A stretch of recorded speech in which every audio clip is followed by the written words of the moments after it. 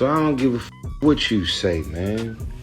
I was pointing out the obvious, and I ain't got no regrets about it. I love my people, man. I'm not trying to piss off my people. And if I did, so what? What's poppin', everybody? Back with another video. In this video, we gotta talk about Tyrese. Recently, he jumped on IG Live to address all the criticism and backlash he got for saying that he wished he was Latino sometimes in a super viral tweet. The tweet went so viral, even Dr. Umar Johnson commented on it, and this is what Dr. Umar said. Did I not tell you all bunny hoppers have a couple ounces of self-hate? Don't tell me Tyrese said he want to be a Latino. You're not going to tell me my brother Tyrese Gibson told the world that he don't want to be an African. I know my brother Tyrese did not sell out on Black History Month. Did he say this today or yesterday? He didn't say this during Black History Month, did he? Tyrese couldn't have said this during Black History. Oh my goodness, Tyrese, my brother. So yeah, Tyrese had enough of all the criticism, so he jumped on IG, and this is what Tyrese said. Man, listen, I've been in the game, the music game and movie game, coming up on 25 years. I don't know if they're threatened or intimidated by me, but there's been so many celebrities and entertainers over the years that sing, rap, act, direct, produce, editing, music videos, dancing, choreography, stage, getting in the studio, creating music and creating the process of music, and they're all successful. And they really, the approach is, you doing your thing, I'm good, bro, I'm doing me. The other communities are linking up with each other. And that's what I'm saying. I just want to let y'all know that they took a couple of words from my Latino comment and blasted off with some goofy. But I'm just letting y'all know, man, I've always posted black and brown pride, as well as black pride. And I know it's Black History Month. Just everybody relax. I have to ask y'all a question.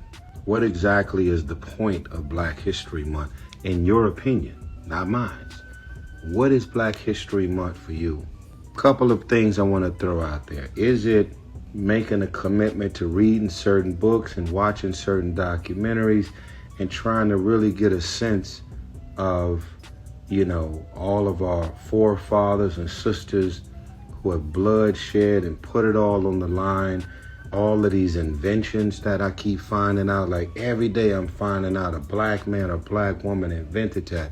Is Black History Month for you to tap into these various different things that we as black culture, as African Americans, not just Americans, but the things that we've been able to achieve? So I want y'all to know that in my mind, I think a really new blueprint that we should try and tap into. I know Diddy was doing the conferences, right? That was very powerful and empowering. But I really feel like maybe that there's a way to do something really, really big and put the right panel together, right? And maybe do something virtually where we can have a conversation, because I'm gonna tell you, it's not that we as black culture are intimidated or threatened by any other cultures, but I think that we'll never have a shot at truly pulling it together as a culture. When we see them linking up, they become more powerful when they do it together. When they strategize and they talk through all of the traumas and the stuff and the emotions, the visions, the dreams, they put up money to get behind each other, and they do whatever it takes to get it from zero to a hero. But what do we do? And what can we do more of pertaining to really supporting each other. We are black kings. We are black kings and queens. The moment that we do it, it's always bigger and more impactful than any other group. I'm just gonna say it myself. The swag, the vibe, the energy, the magical energy of who we are as black culture, man, can't really compare to nothing else. So I'm happy that my Latin tweet sparked a lot of dialogue, but I just want y'all to know that during Black History Month, somebody do me a favor and set this up. Let's have a moment for Black History Month, and we can do it virtually, where we all do a panel and we have about 10 speakers virtually, and we can have everybody in the audience, doesn't matter what man, woman, or age, and they can all tune in, and we can start becoming more intentional about helping the culture to build, discussing business, discussing real estate, movies, TV, the process, editing, creating, Pro Tools, recording in the studio, making music, production. I believe the way we used to do it on Clubhouse, I believe it can be a virtual Zoom session dedicated to all things music. And then another virtual session dedicated to all things acting and filmmaking and writing. And then another virtual session can be tied in to whatever else, real estate, crypto, investments, and people being really successful in that area. That's how we build. Okay, for all of you fragile, insecure black men, I love you all. But some of us are so successful and we're threatened and intimidated by the idea of passing on what we know. Our culture is never going to change, never have an opportunity to change if we want to keep our actual success stories to ourselves. And in closing, I keep saying closing, but I'm so passionate. I really feel like this really hurts, by the way. I really feel like, why do we lose so much sleep over what another black woman or a black man is achieving? We should look at that and be like, wow, when they're successful, they represent what's possible. And I see all you social media brands. I see all you ladies out here building your Instagram followers up and trying to really tap in and build out your brand and work with a lot of different companies. But instead of you guys, can't speak for all, because a lot of people are very competitive. And it's like, I got my agency, I got what I'm doing, who reps me, and you looking at other women who's trying to build their shit up in social media. But why won't y'all link up with each other and have conversations about what y'all doing and building and figure out how to get money together? This is what the other communities are doing. So I may have shocked some of y'all with the start of my message. I wish I was Latino sometime, but this is what it's based on, man. I don't care if when I talk about the things that I've seen and experienced living in the hood around the Latino company, I don't want y'all to get into me thinking stereotypes. I'm talking about what I've seen them do my whole life, living in the hood with black and brown people. And as I was looking at what they've been doing, I was like, yo, man, I wish I had that. Okay? I wish I had family, structure, infrastructure, serial entrepreneurs. You gonna handle that. You gonna handle that. They cutting grass. They selling flowers and fruit on the side of the freeway. They taking all that money, putting it in the pot. Then you see them go buy their first home as a family. Then you go side and buy a car. They might have an ice cream truck. All these little randomized jobs as a part of the hustle from them grinding to get it off the ground. Then they end up opening up car dealerships, car washes, all these odd jobs, but it's getting money, and we running around this motherfucker screaming broke, acting as if there's no infrastructure. They don't have an educated background either, for those of y'all using that as an excuse. You know, it's like, yo, they just got determination and willpower to get it, and they're doing it together. They're not doing it fragmented and separated, jealous, envy, hating on. What you got going on, bro? Oh man, I'm just working on it, blah, blah, blah. So they taking all your information while asking questions, and then they start hating on you the whole time. You know, one of the reasons I love going to the Middle East, man, is I don't feel like nobody is jealous of me and threatening me about me being who I am and my magic and what I'm bringing to the table, because they know they got their magic. You know, and I also wanted to point out the family structure that I've noticed in the Middle East. They all love and adore and respect their fathers. Even in the Muslim community, you can have multiple wives. That's their world. That's an understanding. That's a part of their specific religion. But I look at the fathers loving the wives. I look at the father literally being loved, adored, and respected as the father, as the head of the household, the head of the business, the head of what we doing, where we going, what it all looks like. And all of the guys in the Middle East are constantly linking up, smoking hookah, hanging out inside of a majlis, coming up with plans to continue dominating. We don't have that. So I don't give a what you say, man. I was pointing out the obvious, and I ain't got no regrets about it. I love my people, man. I'm not trying to piss off my people. And if I did, so what? That's my truth, man. Y'all ain't gonna ever be able to stop me from speaking my truth. I'm a grown-ass man, bruh.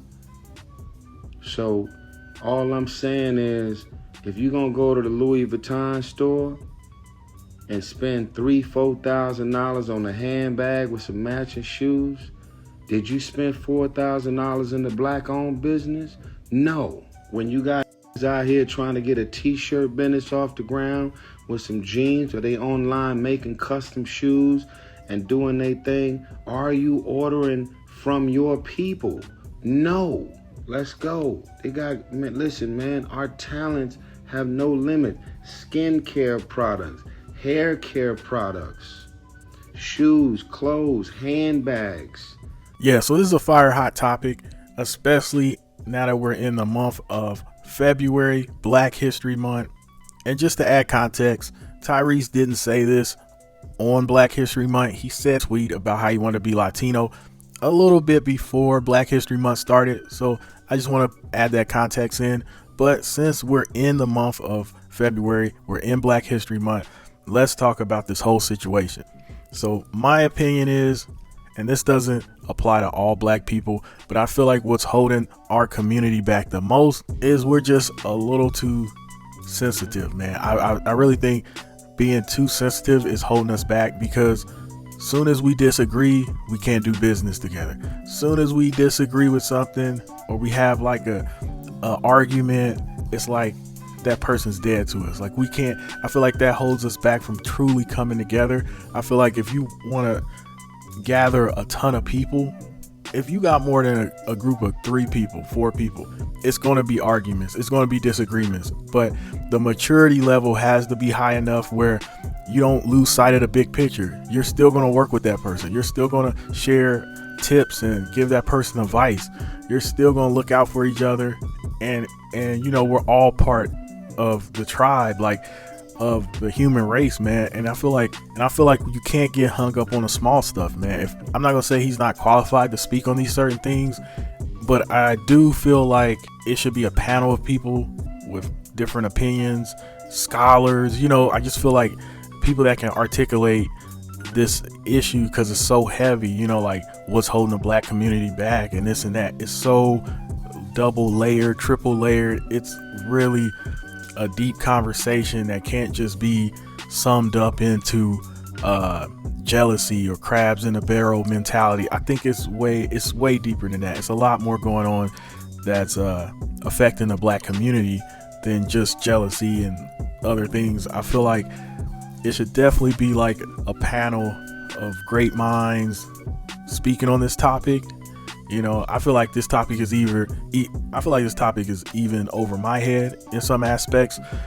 I will say pettiness, immaturity, you know, I feel like a lot of times that messes up a lot of things, man. I feel like if you can have a disagreement with your brother, you can have a disagreement with your sister, and you can still get past that and work together. I feel like that's the beginning of group, city to city, state to state, all walks of life. Every type of black person can connect with another black person and share business tips, financial literacy.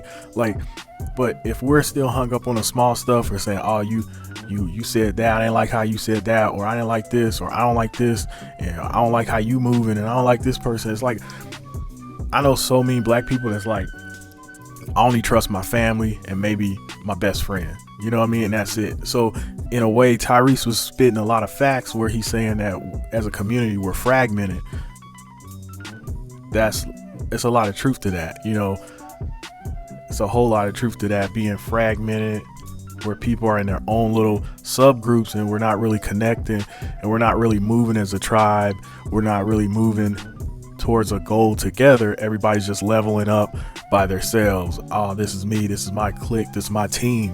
But again, the friction is when we do come together, we get hung up on, oh, you was trying to be funny, I didn't like how you was saying this, or oh, I don't like how you was moving, I don't like, you know, just the small things. You can have a disagreement or something, you can tell somebody, no, hey, I don't think this is a good idea, or this, and then all of a sudden, oh, I ain't messing with that person. I feel like what will really help us if we learn to have arguments and disagreements and still work together, because we're such passionate people. Like, black people are so passionate. You're not going to get a group of black people in a room and everybody's going to agree and everybody's going to think the same. We're not a monolith. We're so different. We have so vastly different opinions on things. And it's like, it's going to clash. That's going to clash. But are you willing to put that aside and still work together and support each other's businesses and support what each other got going on? Like, that's what really matters at the end of the day, is showing each other love.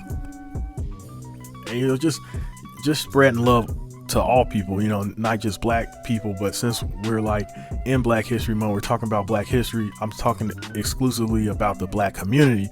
But, you know, we should all not be jealous of each other.